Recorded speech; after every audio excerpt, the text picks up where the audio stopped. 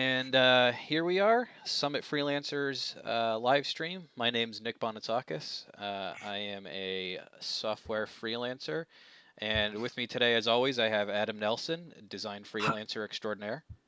Hi, everyone. So glad you could join us today. And also... Okay, I'll go. We have a special guest. It's so exciting. Matt Buckley, say hello. Hello, Matt Buckley here. Also software freelancer, longtime fan of the brand and Adam and Nick's work. Short-time fan of the show because there hasn't been very much show yet. That's right. Change that today. Yeah, but we have a cool conversation coming up. We've known Buckley for a long time. We all met back at Raise Labs. We've cooked on some projects on the side. We've cooked on projects in a professional capacity, so we all know we're decent at our jobs. Matt is really ambitious. He's always cooking a side project. And the other day, so how did this come about, Matt? You sent me a text for free work, basically. What was it? That's right. So as longtime listeners of the show will know, Adam is a great designer and a tastemaker in the product space. I've been developing a product, which we'll talk about today. I'm not a designer, and I wanted some help from Adam because I'd like to put together a beta program for this product. And I've got what you might dignify as a landing page, this hideous monstrosity that is in need of some love. And instead of being a friend and helping me in the moment, Adam said, "Why don't we wait 2 weeks and I'll give you some advice over live stream." As you do. So surprisingly, he said yes to this, and here we are. So I just want to point out that as an engineer, as a builder and a maker, you've already built this thing, correct? That's right. So oftentimes you'll hear people who succeeded in the indie product space give you the advice, you should really get some validation from the market before you write a line of code. That's so true. I'm not about that life. So I did the opposite. I've got a functional product, and I think, well, here's my theory, and I'm curious to hear your guys. I think we're getting a little bit too deep. What's the raw idea? Do you have like the single sentence? Yeah, Do you let's have the elevator pitch. Why don't we start there so we can let's get primed. Perfect. All right, let's boosh, if you will. Let's hop in the elevator. All right, we're in the elevator. All right. My idea is, my idea is, oh man, I had it written down. Okay, no. All right. Are we still in the elevator? Yes. Substack for SMS. Substack for SMS. Are we familiar with Substack? Yes. I feel like I've subscribed to a really naughty blogger on that. Is that possible? Quite possible. Maybe. I mean, so I've read some Substack and whatever. It seems like the general idea is it's like it kind of enables you to have a publication with an email list and all that crap, and it seems similar to Medium, but like more targeted at people that don't want all of the other stuff that Medium has, where it's like really more like it's more oriented around you trying to build a personal following with your writing. Excellent. There's one key difference. It is in many ways worse than Medium, but the publishers have the ability to charge subscription fees on the platform. Right. So my whole kind of premise is that everyone already has this inbox for content built into their phones. However many billions of devices there are out there in the world. What if there were a way to text your favorite cult leader, celebrity, let's say Adam Nelson, text Adam Nelson and start receiving content from him, witticisms, insights, dumb jokes for $1 a month. That's morning mantras. That's right. Interesting. So what about rollback? You already have a business model in mind here. Who gets paid the $1? How do you get paid too? Great questions. The publisher gets paid 50 cents for every subscription every month. And I take a 50% cut to handle server costs and also maintenance for my yachts, which I haven't bought yet, but once the product gains a little bit of steam. So the idea is kind of like do you feel, I guess my question, or like, I mean, we can dig into the product and the landing page and stuff, but I have some product questions. Like, so where do you feel like you fit, given that Substack exists and like Substack's goal I think is really focused around your email inbox, right? So like, is your approach kind of that, messaging is pretty huge right now and people tend to interact with different messaging services pretty frequently in addition to email, and that's just another vector where people might want to get content? Completely. Yeah. I mean, Substack is kind of like, I hear it mentioned more and more by people who aren't like technologists, normies, ordinary people. Whoa, hey, we don't use those words on this show. It's like my sister will, she subscribes to a Substack. And what I think is actually, like, I think Substack succeeds despite itself, because can you imagine being an ordinary person and entering your credit card information online to receive email in your inbox? Like, most people want to clean up their inbox. I get a bunch of garbage just every day that I have unintentionally subscribed to. Mm-hmm. So I think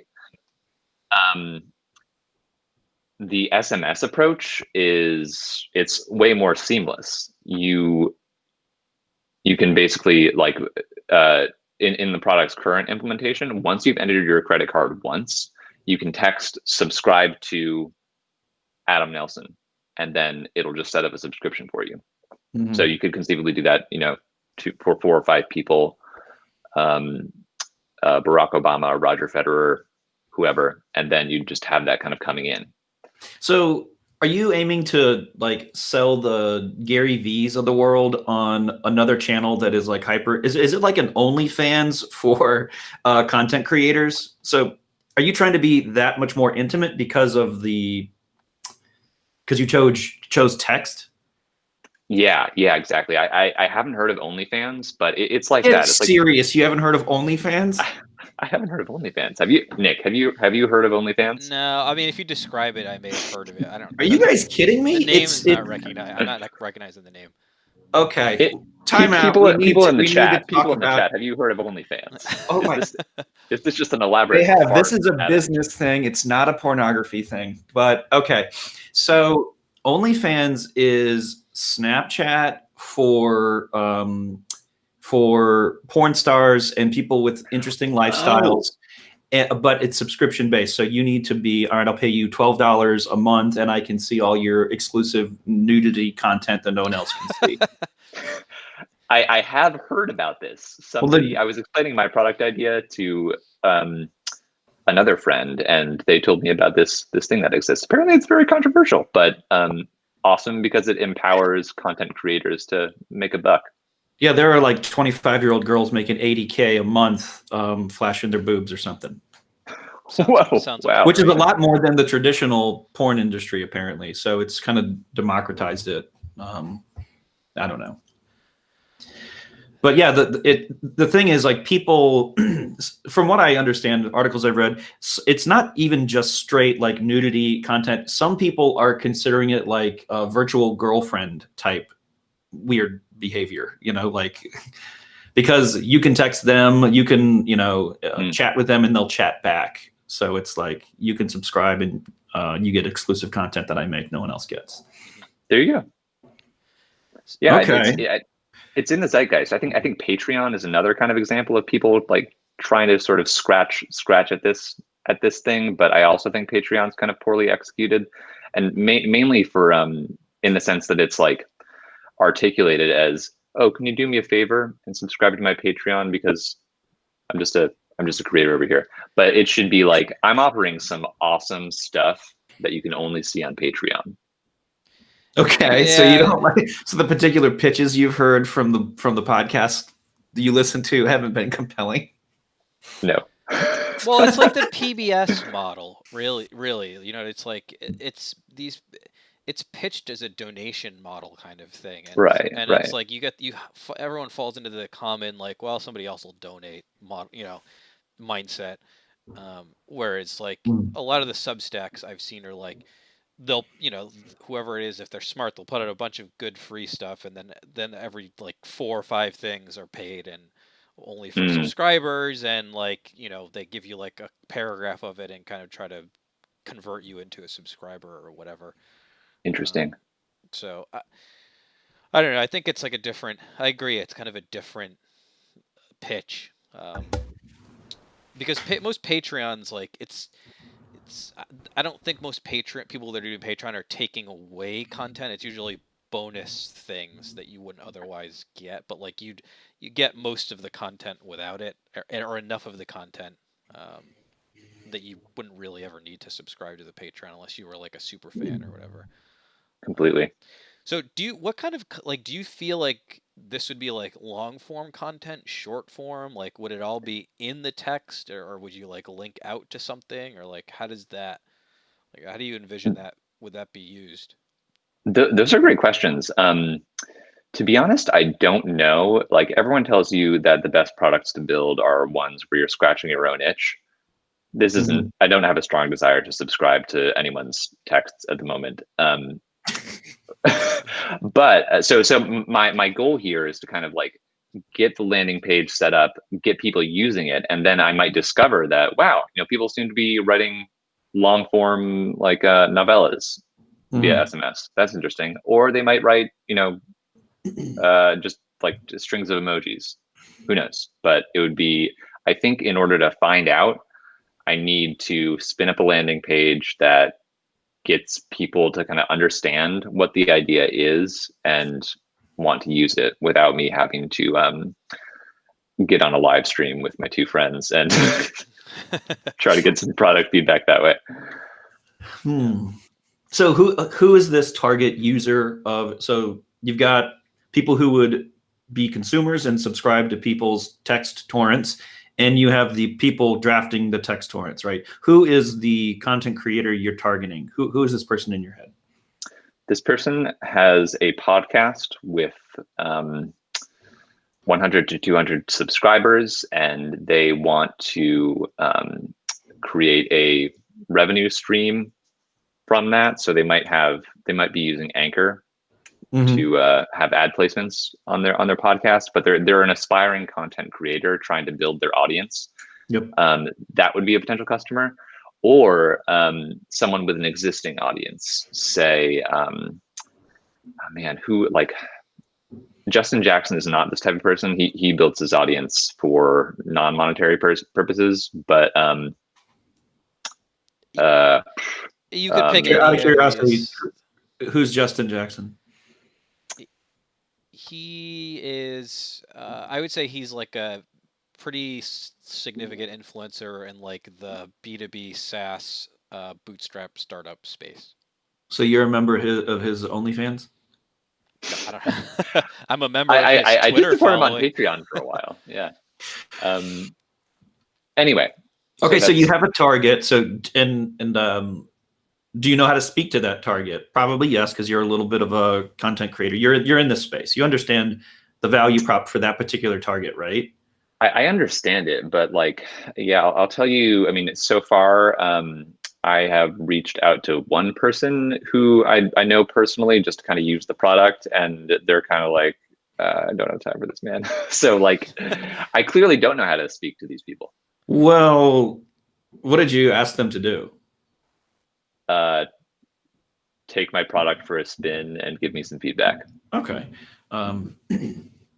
Is that the type of, did you approach someone who would have an end use for this, who sees the value in it? Like you have to, because like the person you're describing, the person who is already out there creating a bunch of content and getting followers, or they have a podcast, they're probably going to sell ads on it one day. They're doing it for more reasons than just getting with your friends and combating loneliness during a pandemic, like I'm doing. So,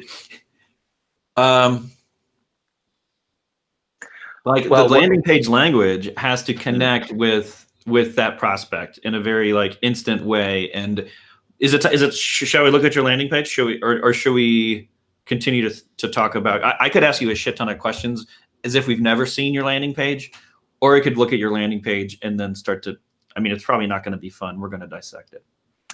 Well, I need the feedback. Let's cut to the chase. I think what I ultimately need is I can't be trying to onboard users like just out of like a sympathy for me as a person. I need potential users for this beta program to come to the landing page, actually have genuine interest and sign up on their own. So why don't we break down the page? Sounds good. Are you asking for a sale out of the gate before, is there a try buy? Is there a free bid? Because you're asking a lot. They don't understand the concept. They're not creating content for the medium at the moment. They could repurpose shit easily. But you're asking so many mental jumps for someone to take a chance on you. It's true. Well, publishing is free, so all they have to do is sign up. All right, can we see my screen here? Yep. Who did your animation? Oh, it was Lottie has a library of animations you can just pull down for free. Oh, Another nice. one. Looks great. It kind of set your aesthetic though. You chose some pretty girly colors. Is this on purpose? Purple happens to be my favorite color, so take from that what you will. I'm a big Well, it's fan the of color purple of too, royalty. just for what it's worth. I like purple. It's the color of royalty. Do you guys know the story why purple is the color of royalty? Tell us the story.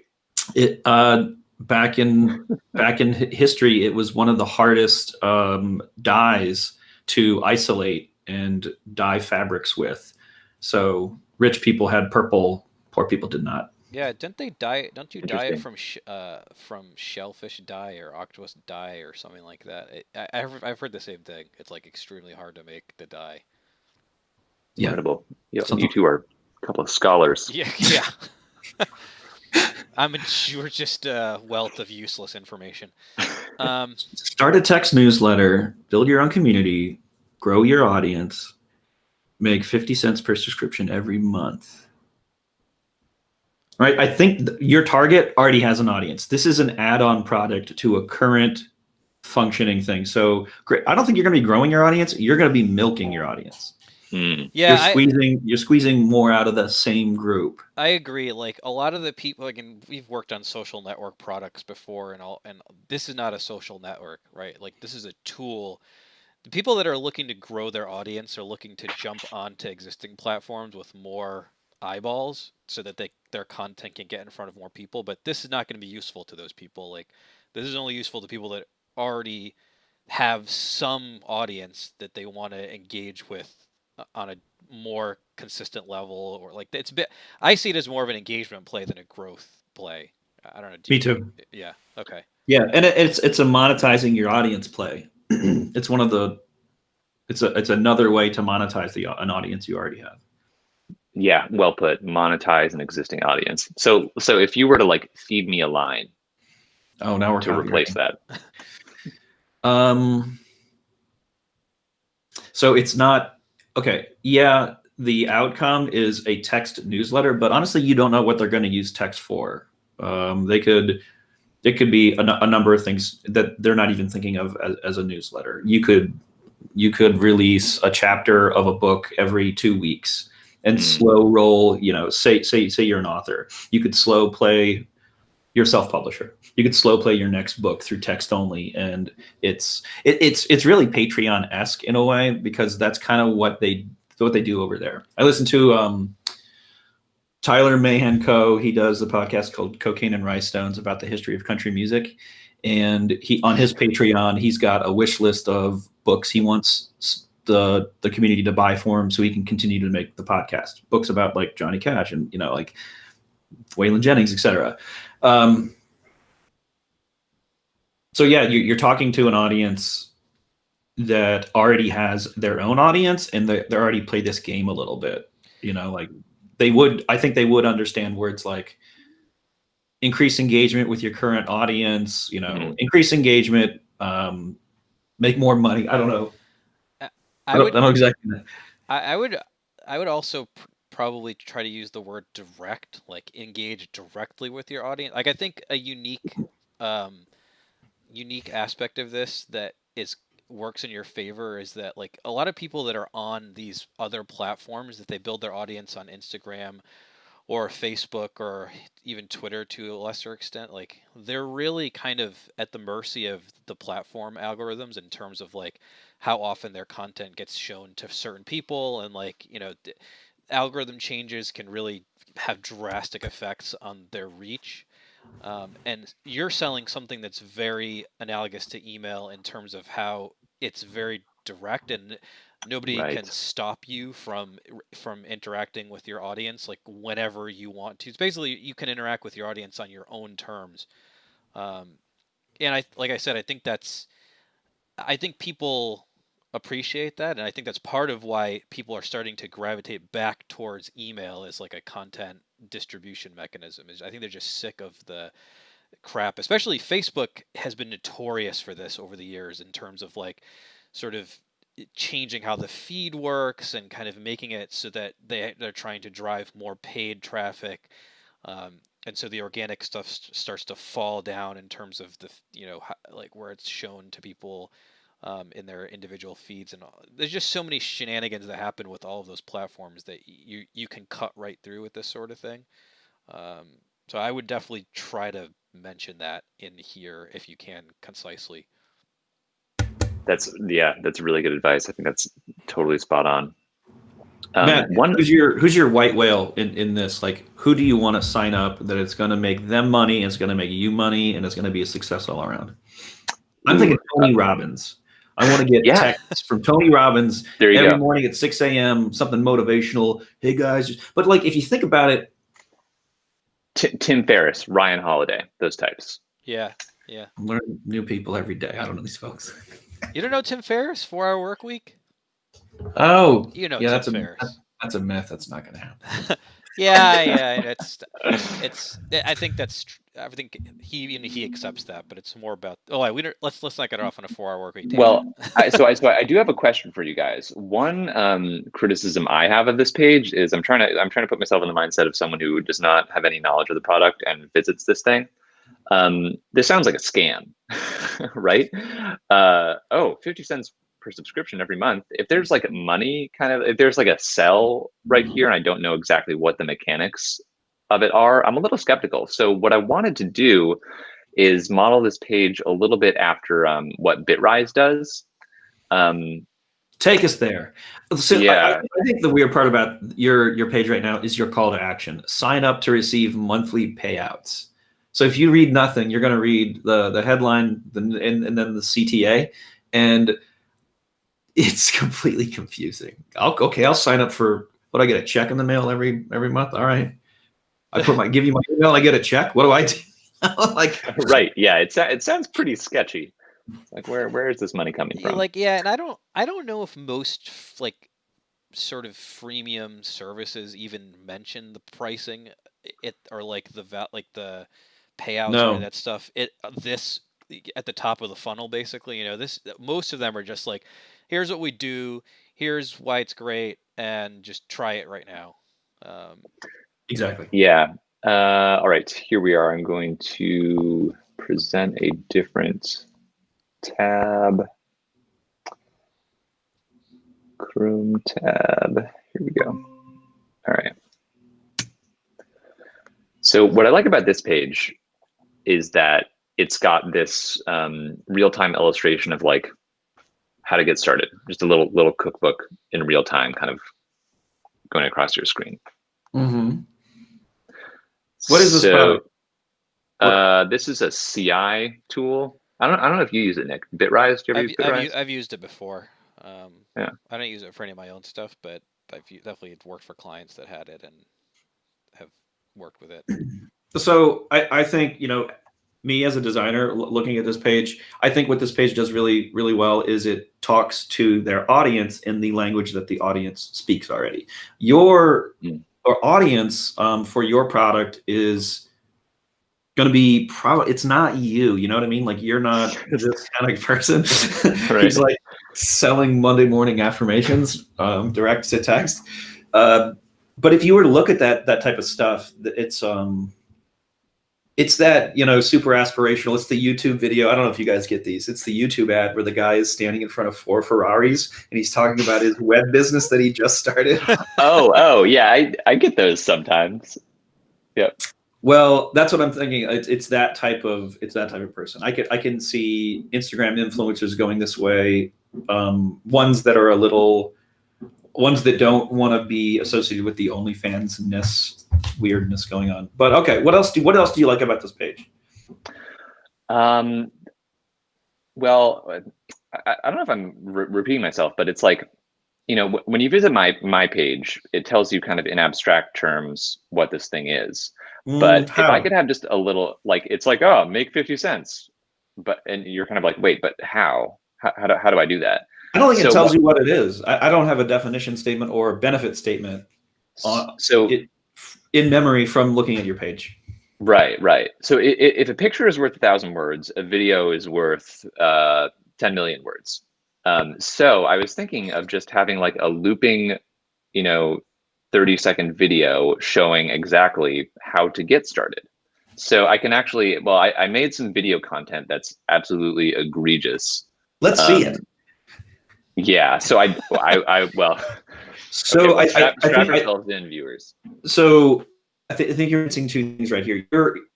You're saying my potential users don't know how to get started, therefore I need to show them exactly how to get started. You haven't created the desire for any user to get started yet. Okay, tell me more about that. There's no benefit. I don't understand who you're talking to.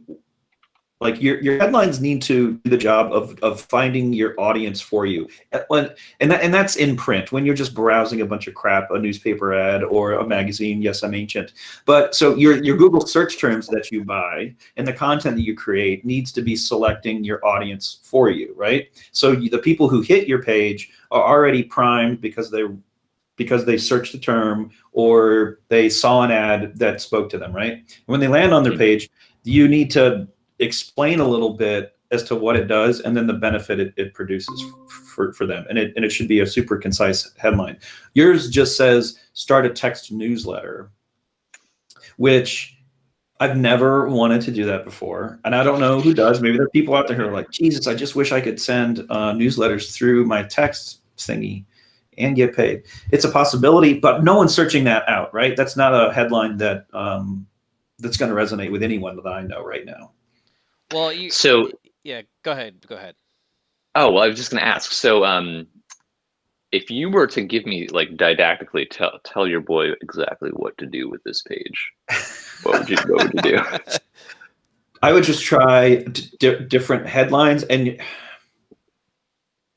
you're appealing to an audience that already has an audience. They are looking to squeeze the lemon even more, right? So think about it that way. This animation and how to get started belongs on another page or another section of your page. The top portion is let's get you interested to see the value that I'm seemingly going to be giving away for free here. To put a point on it, to me, it feels like your lead is something like connect with your audience, connect with your existing audience via SMS every day or something like that, right? Like it's because you're saying text newsletter, but I don't think people understand. Like you're basically inventing a term that I don't think people inherently would understand what that is. But like really, what you're selling is like a tool. Like, because if I'm a creator, like I don't have any mechanism to like automatically text everybody that I want to once a day or whatever, right? Like, I mean, there's probably some way I could hobble that together or whatever, but that's really what you're selling, right? It's like you're selling a tool that makes it easier for people to do something that you think people will find valuable. And so I would say just go out and state that right at the onset, right? Like, but here's the thing. Here's my linguistic beef with part of that approach. So I often find in like marketing pitches or product descriptions really shapeless language. So let me take something from the first job I ever had in software. This company, its pitch was activate your fans.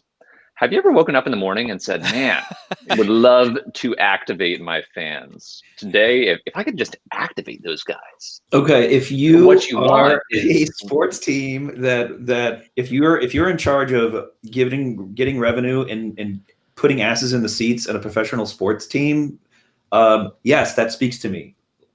but you don't want to activate your fans. You want asses in seats. Okay, so what did it do? Right, exactly. You have no idea.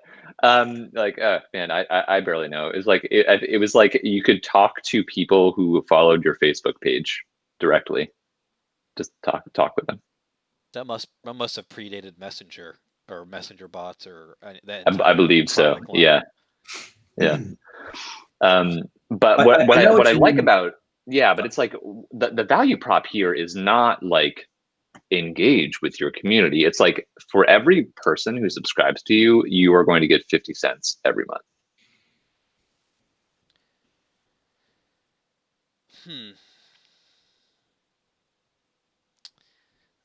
I guess I don't know. Maybe we should look to see if Substack has a landing page, because Ooh, good idea. I don't know if they, does it make like that's not the goal. Getting paid from the subscriptions is like the financial goal, but I don't know. It's hard to like come out with that as like the first thing. And I think you're right. I think tying a specific value to it makes it sound more like a scam, as opposed to just like monetize your subscribers or something like that, or monetize. Yeah. Although now that I look at Substack, they do use some language that's kind of what you're describing. It's like the main headline is a place for independent writing, which is a little touchy-feely and shapeless. But right below that, they say make money from subscriptions. Well, a place for independent writing, like let's dissect that a little bit. I think the reason that's their slogan is because they're, at least from what I've seen, they're trying to attract disenfranchised, like traditional media people, right? Like people that don't want to be writing for the New York Times or the Globe or like any of these newspapers that are like on the verge of bankruptcy. Like you're now an independent creator, right? Like, so that I legit think that's who they're targeting, because that's who I see on here a lot, right? So I think that pitch is like literally targeted at their ideal market. Yeah, that target reads this headline and they're like, "Yo, okay, this is for me," and they continue to read. That's all the headline's job is: get your attention, continue to read. So what I really like here is publishing is free, no limits. We only make money when you do. I like that a lot. And their CTA is start publishing. Your CTA could be start publishing as well. All right. Yeah, I like that, because it really makes it clear that like this is a publishing platform. It's not like, yeah, totally. I think that's a cool thing they did, because it reinforces like what their product actually is via the CTA, which you don't always see that. A lot of CTAs are just like try it now or sign up now. Yeah, I like it as well. It's succinct, to the point. It's orange. Pretty good color there. So whereas Substack, they have the social clout following this message in their webpage. Who writes on Substack? You're like, hey, I kind of know these people. That's a legit person, etc. You're not going to have that out of the gate. So the questions that your reader of this landing page has in their mind, you need to start knocking down those barriers that they have in their mind, like, I don't want to do this because X, and you need to address them before they leave. You know what I mean?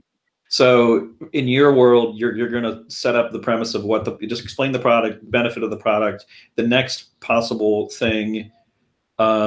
Like for me, like I really like long form shit. Like for instance, my headline would be a question: why would I ever want to do this? And then you or your copywriter would explain it in their terms why it's super smart to do. And then the headline, all right, well, fine. How do I get started? If it's free and easy, let's do it. And then you would explain it away. It's a really easy way to get people through a long splainer type thing, and it's dirt cheap to change. But whereas creating a video or it's just cheap. It's cheap, and guess what? Content creators are readers. They're trying to get a bunch of other people to read their shit too. You know what I mean? Yeah. So you think this is compelling enough? Like, there's a lot of text here. A lot of kind of exposition. Look, here's what This is a product where the damn marketers, like everyone has their hand on this page by this point. This is a mature business. You can keep yours tight. Yeah, and I also don't know what percentage of people are coming to this cold. I think the majority of people are probably like, I heard about this Substack thing, or they read a Substack article that they saw linked somewhere, and now they're like, ooh, what is this thing, and like, what can I do with it? They end up here, and that's, so I would bet that a lot of the leads that are coming to this page are already warmed up to some extent. That's a really good point. They already kind of know what it is. And so I don't know if that's kind of another question for you is who do you expect to be coming to your page? Like, are you just going to try to drive a bunch of traffic there via like some Facebook ads or Google ads or whatever, and then they have to kind of grok the whole thing themselves? Or like, I feel like that kind of informs how much information you need to have on that page. It's like, what are you telling people before they get there, if anything?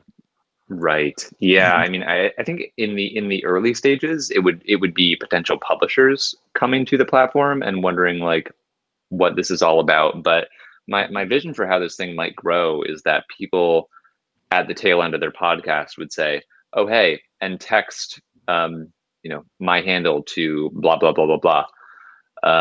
To sign up for my text newsletter, and they would do their own marketing that way because they have incentive to do so. But no, this is super helpful. I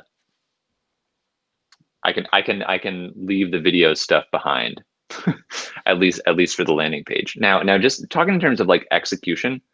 Right now, I'm handwriting the landing page, the whole web stuff, just with React Native Web, and it's pretty ugly. But I know there are tools out there that can just like spit out a landing page quickly that looks decent. Do you have any y'all would recommend? I've recently used a product called Unbounce that I've liked a lot. Usually when you're going to use a product where you don't have to be a developer to kick out, a decent looking website, you make concessions and your designer is just like, okay, guess can't do that. Guess we can't do that. Can't do that. All right, it's going to be this. Whereas this one, I had a great time working in it, and I didn't have to change anything design wise. And I designed it in Sketch, just like whatever I wanted to do, boom, sold the concept. Then they're like, all right, now let's dump it in Unbounce. I was like, all right, let's see what that's all about. And I loved it. Came out exactly how we wanted it. Unbounce is one. Lead Pages is another one I've heard of, like a lot of people use. I think a lot of the email services have their own versions of that now. I think MailChimp has one. And then there's always just like WordPress, which is what I use for a lot of things, just because, again, like you don't want to be spending your time screwing around with code for this sort of thing, because it's not worth your time. Like, your time is better spent coding your actual product as opposed to your marketing Completely. page. So completely. Still don't get it. I'm just kidding. Okay, I've got some questions. All right, cool. Let's go. So I'm going to read the questions I have, and I think we've really like talked about around or them a lot. So what's your idea? How'd you come up with it? Is this a problem you're trying to solve or an opportunity afoot? You kind of blanketed it on that. What's the business model? What would you describe this model as, by the way? That's a good question. Subscription service. content monetization. I don't know. I did not go to business school. You're enabling you're using software to enable personal publishing. Yep. Monetization of existing audiences, something like that. So I kind of want to talk about the tech a little bit because I don't know how this works. Do you guys want to talk about the technology? Is there anything innovative going on there? I'm curious. I'm honestly curious, like how you're doing this, and you can talk about, like, if there's some stuff you want to keep close to the vest, that's fine too. I don't really care. I'll text you. Yeah. I'll text you after this, and you can tell me. Can we go through the basic user experience? Let's say I'm sold and I push this button. What do I have to do as a content creator? So essentially, yeah, I'd love to hear your thoughts on how it's executed right now, because it might be a little bit clunky. So right now, I have a phone number. It's just a kind of a random number from some part of Montana, and you text it anything, and since it's kind of like a random whatever, it spits you back a link. Hey, here's the link to set up your account. Mm-hmm. It bumps you out to a web page where it's all stock stuff from Stripe. You enter your information for Stripe, and you're essentially signed up to receive payouts.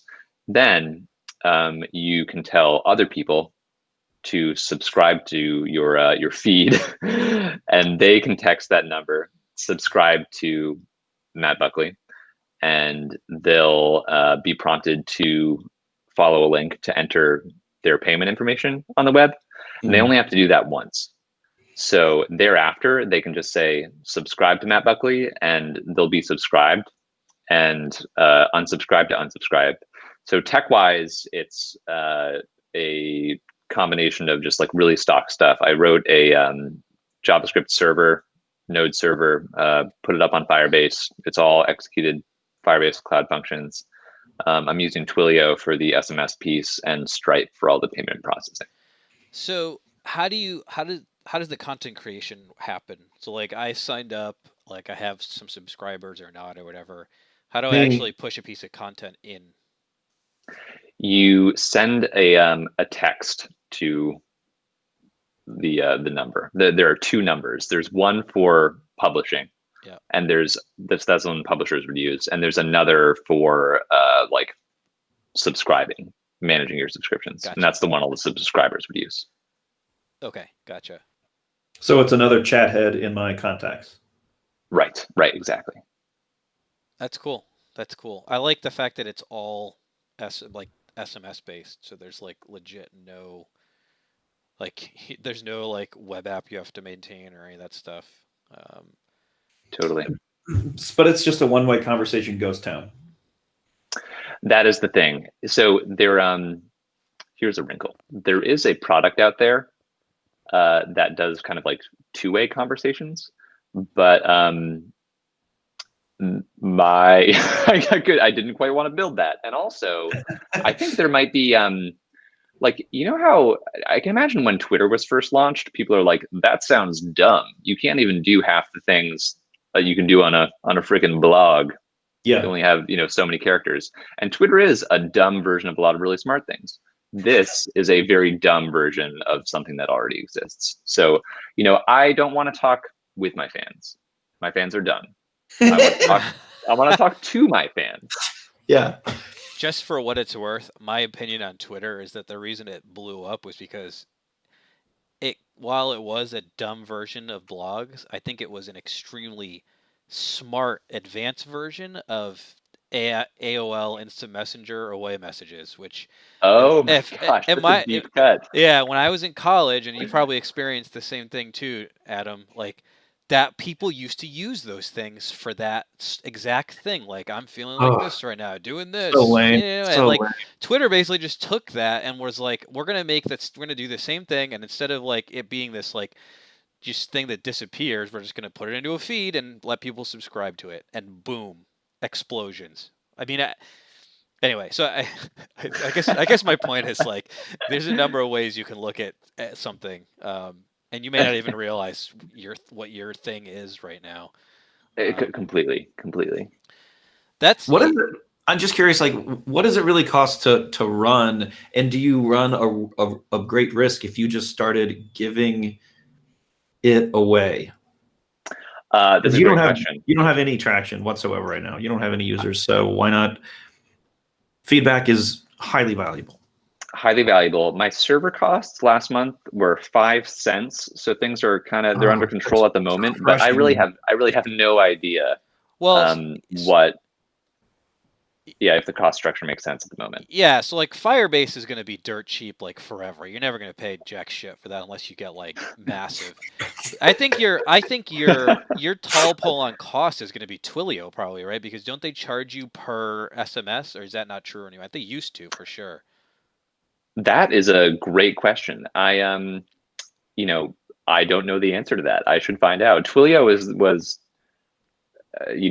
I have not been curious enough about Twilio. I just kind of like slapped it in there and hit go. So I'll find out. But my sense is that once I got this in the hands of like 5 or 10 people, I would get some sort of like baseline benchmark for what costs look like, and then I could adjust the prices of subscriptions to account for that. Yeah, that's true. I mean, you could definitely do that. I guess Adam's point is probably like, why not just make the whole thing free for a while and just don't even worry about collecting money from anybody until you have some traction, and then until you get anyone. I think that's the way to even start getting a product to stick in someone's habits. Is you got to sell them on it and then start to move the needle on monetization later. Here's the thing, though. If I offer the product for $0, then publishers get $0. And like the incentive of using this thing, if I'm a publisher, is like I might be able to have a passive source, semi-passive source of income kind of puttering along on the side. Yeah, I guess that's a good point. Although you could just say, I'm going to give you 100% right now, as opposed to yeah. That's how you effectively make it free. Like you're giving them the full cut just in return for like taking a risk on this like crazy ass thing that they've never heard of. That's a good point. That is something I'll consider. Yeah, you've got to keep the. I've got a squirrel visitor at my window right now. It's great. Oh, what a day! Literally, I keep putting nuts out on this little banister area, and a squirrel visits my window now frequently. It's wonderful. That's pretty. It's not easy to make friends when you've been working from home for the past and like isolated in your apartment for the past 10 months or however long it's been. Yeah, you've got to get them hooked on the drug. So they've got a bunch of users paying them for exclusive content that they shoot out, and then, hey, the 3-month grace period is over, and we're going to be taking 20% now. And they're like, well, I'll start my own, and they can't. So do you realize you just accidentally made this amazing metaphor with that squirrel and the nuts you've been putting out there? Yeah, when you said get them hooked on the drug, I thought you were talking about your squirrel. Yeah, friend. So did I. That's where I thought you were going. No, the squirrel doesn't do. Eventually, you got to charge that squirrel for those nuts. This is not a free ride. All right. Well, I've gotten a lot of good feedback. I know this is like we're milking my problems for content, but what's up with you guys? Are you working on products? Anything going on in your lives? Like this podcast as a product or video? I don't even know what we're doing here. Are we talking about that or any side projects? What are you all working on? I'm doing a lot of client work and with a big variety. That's right. We were slacking at 9 p.m. the other night, and you said got to go to a meeting. Oh, that was a meeting with me. I was on that meeting. Nick B was on the same meeting along with 3 other people in the world. Yeah, it was an inside job. Yeah, same for me. Do you two share a client? Ben Johnson introduced us. Yeah. Shout out Ben Johnson. Yeah, he's actually, he and Greg have been really good about introducing me to potential leads. Yep, same here. Networking pays dividends. Maybe we should have Dick and Sawyer on next week to talk about their idea. That would be if they're They've already willing. pretty much built the basics of it. Now they're at the same step you are, Matt. They're like, okay, now we need to put up a landing page and see if people want to use it too. That's interesting. What is the idea? If I can't explain it's cool. Oh, is it? Is it complicated? No, it's not complicated. So the problem they're trying to solve is they are fast-moving guys, wheeling and dealing. They have a number of freelancers and contractors working for them for Full Send, and they get invoiced on a regular basis from multiple different companies, whether it be Bonsai or whatever our time tracking software that those freelancers are using, and they send them invoices in wildly different formats to a shared inbox, and they can't keep track of who has been paid and who has not been paid. Yeah. So it's one place for invoices to get sucked in from. I probably shouldn't be talking. I haven't signed anything yet, but anyway. It's one place from Harvest and Bonsai and all those. Exactly. It reads all the PDFs or whatever the metadata is across those, plops it into a table in an interface, and you can check off whether or not it's been paid or not. And it's just, it all happens behind the scenes. That's a cool scratch your own itch kind of thing. It's super. It's precisely what they did. You're building it for. It's super niche, so they're going to have to charge a fortune for it. Well, maybe. Yeah, probably super niche. There's a shit ton of freelancers out there, and I don't know how many of them are hiring subcontractors, though. It's it's the small to medium, a business that is 1 to, in their case, there's 2 guys, on doing full time there at Full Send. You could use that product pretty much until the point where it's somebody's responsibility, to know when the money is going in and out, and that's their only job, Right. And that takes a while to hire that person, probably 12 people. Yeah, totally. Some CEOs those guys are sharks. They're just running circles around us, and like on the freelancing front and on the product front. Are they a good 10 years in us? Are they what? Are they a good 10 years in us? I need an excuse as to why I'm not this badass. Yeah, they're definitely good 10 years ish. Yeah. It's not fair at all. They're like they have exciting lives. Like Sawyer is like a really good surfer, and he's like, they live on like in Venice Beach, and they're just like making it rain and building cool products. Yeah, they're living the life. It's great. Yeah. They'll get married and have kids one day. That's what I said. That's when it'll all come crashing down. Yeah. Sawyer's doing like web stuff too. He's like full stack. He's like a little junior Nick B over there. Yeah, I don't touch products that shit with I'm making them are web. I try to stay away from it for client work. I like my bar is like I have to be confident enough to be able to do it to get and ask for money for it. Like that's where I'm like I probably could do it, but I don't know. I don't want to. It's like I don't know. For me, that's how I feel about web development style work. Yeah, like, as little as I do, I'm just like, oh, I could throw a nickel and hit 10 people who could do this better than me. Yeah. But you want me to do it, so let's go. No, I turned it down. Well, Buckley, this is great. Thanks for coming on the show. I hope you came away with something. I know our listeners did. The phone lines are heating up. No, I did. I have my work cut out for me. It's gonna be it's a long road ahead, but y'all have given me a lot of food for thought. So I'm gonna be putting some of that in the freezer, maybe heating it up over the weekend. You also got to know how people are going to get on that web page.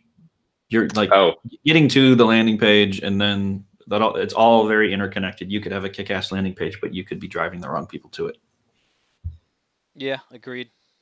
I was going to say before, if you have a video, or if your aspiration is to do a video, if that makes sense, that could be the tippity top of your funnel. Like supposedly video engagement for Facebook ads are like way higher than like just image ads or text ads or whatever. So like that could actually be the place where you want a video, explain the concept there and then drive them to the landing page. Oh, interesting. Wait, you mean like record a YouTube video or put a video on like a Facebook ad or an Instagram Put a ad? video like directly at like make a video ad. Yeah, not like a YouTube video or something like that. Man, Yep. that's a good kernel coming in hot. Yeah. At the Do you very want end to of show the- your video? We have 1 minute left. Do you want to show your video? It's too grotesque, and yeah, I just Okay. neither the place nor the time. All This was right. great, guys. Fair enough. Thanks, All right. Nick. Thanks so much. Adam. Thanks, guys. This was awesome. Great. We'll talk soon, I'm sure. Sounds great. See y'all later. Bye.